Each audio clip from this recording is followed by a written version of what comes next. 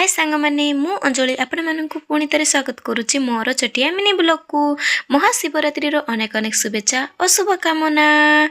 जागर राति रे अरक पुलर माला गुंथिली तापर दी भौणी सकाळ एलारू तिलंडी शिव मंदिर पहुँची गलु। देखिला बेलकू एते लंबा धाड़ी रे छिड़ा हेकी 1.5 घंटा कड़े छिड़ा हेलारू तापरे बाबांकर दर्शन हैला।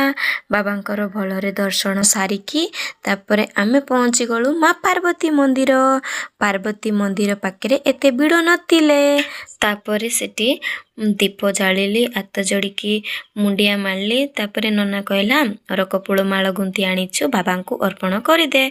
तापरे बाबा को अर्पण करदेली आ माँ को पाए भी आनीतिली से सबू माँ को ऊपर सबू अर्पण करदेली। अर्पण कर सारला परे माँ आउ बाबा को मुंडिया मारली। मुंडिया मारी सारला परे मते मने पड़ला कि मु क्षीर ढालिनी। तापरे मु माँ को ऊपर क्षीर ढाली देली। क्षीर ढालिकी तापरे अगरबत्ती बाहर जलाइबा पई कहले।